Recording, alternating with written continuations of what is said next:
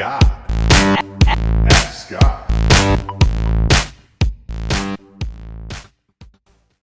Hey Scott, hope all is well. My name is Michael. I'm calling out of Orange County, California. I just want to start by saying I absolutely love the show. I listen to you every day when I'm on the road. You just provide a plethora of invaluable information for the TAS community. Now, my question is in regards to the previously updated Amazon policies. As far as re-strategizing is concerned, would it be plausible to give out complimentary products with 100% off code and asking for a review at the end of a thank you email? By giving out products as a part of a soft launch, I'm no longer prefacing the sale asking for a review. Therefore, technically, it's not an exchange for a review. Granted, Amazon is able to see if the majority of the reviews on a given product were majority discount purchases. However, on the flip side, we're also removing the disclaimer in the reviews, like you discussed, I believe, in TAS 273.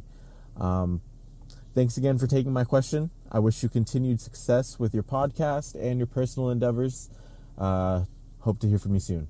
Cheers. Hey, Michael, thank you so much for the question, and I'm so glad that it's a plethora of information. I love that word, by the way. Anytime I hear a word like that or that I don't use that often, I like to recognize it. And you know what? I may start using that in my everyday vocabulary. My wife is going to laugh if I do, but I'm going to do it just for that matter. So anyway, thank you so much for being a listener. I appreciate it. And hopefully I can shed a little bit of light on this for you.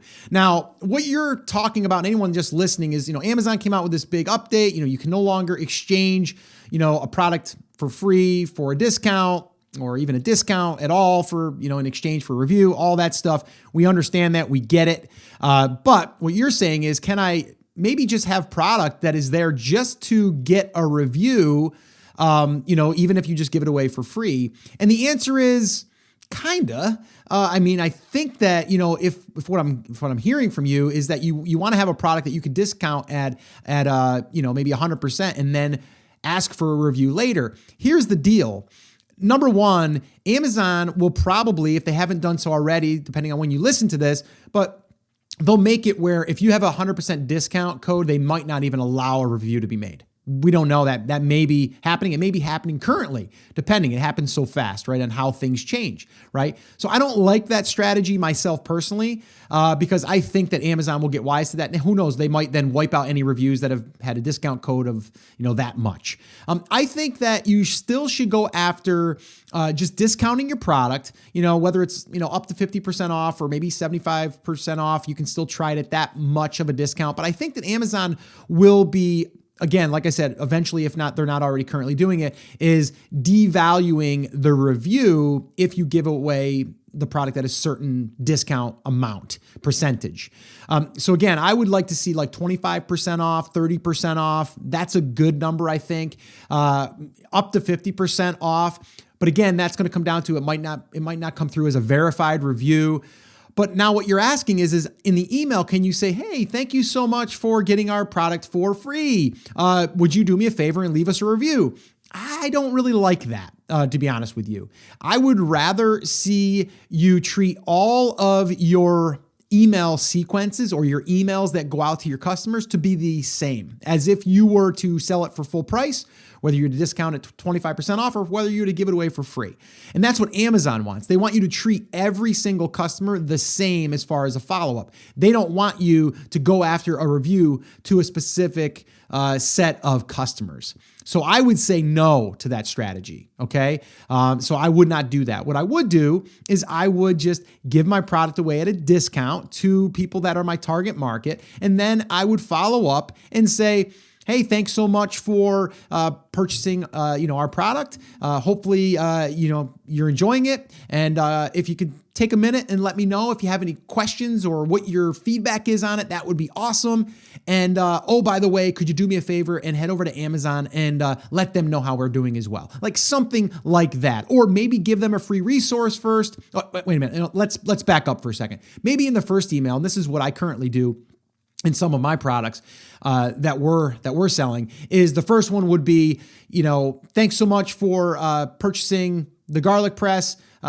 Hope you enjoy it. Hope you have time to make some amazing recipes for your family. And oh, by the way, here's a free PDF of 10 recipes that you can use that will have your family enjoying every single meal or something like that, right? And then you allow them to download a PDF with those in there. So now we've given them more value without asking for anything. So again, you start to get that reciprocity starting to work. And then the next email, maybe 5 days after they've had it, then maybe I say, hey, just checking in again. Want to make sure everything is okay since you've been able to use this for the past week or whatever. And, maybe you've had a chance to try out some of those recipes. And, we just really want to make sure that everything is working out for you with whatever the product is. And then just saying we're a locally owned business, family business, and we just want to make sure that our customers are taken care of. If there's anything that we can do, please let us know. And if you could do me a quick favor, could you head over to Amazon and let them know how we're doing as well? Could you leave us some feedback over there? That would mean a lot to us because Amazon wants to make sure that we're taking care of you and we want to make sure that we're taking care of you. So could you do that? That'd be great. Like something conversational like that, something that again, lets them know that you're there for them, also reminds them of the value that you've already given them. So that's a great way to go after getting feedback and then also review. Now, if they leave you a feedback, you can then follow up with them again and say, hey, thank you so much for leaving the feedback. Could you do me a favor? And could you leave us a review? That's the same basic, concept, but you're not soliciting people specifically from what they did as far as purchasing and how much they received a discount for. That's where it would get a little gray for me. I wouldn't do that. So hopefully this answered your question, or anyone else that's listening right now. Hopefully it makes sense on what I would do. It doesn't mean it's necessarily what you should do. It's what I'm doing and what I'm comfortable doing. But the one thing I will say is you need to treat all of the customers the same. You can't isolate those people and segment them and say, I'm going to go after those people that got the item for free or a discount, a heavy discount, and just try to get them to leave reviews. I don't think that that's within the terms of service, me personally. All right. So hopefully that helped you. Thanks so much for being a listener. And thanks for introducing me to a word that I'm going to start using now. I've heard the word before.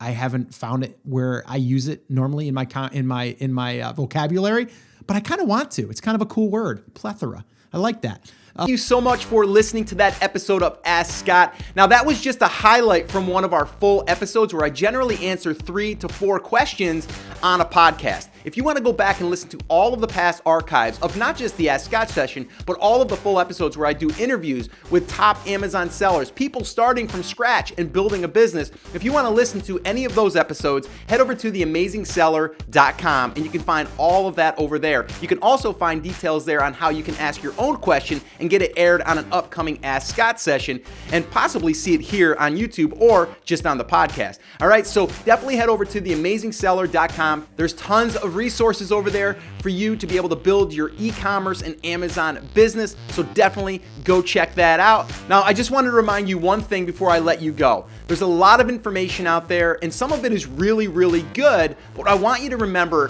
is you have to not just consume the information, you have to actually apply that information.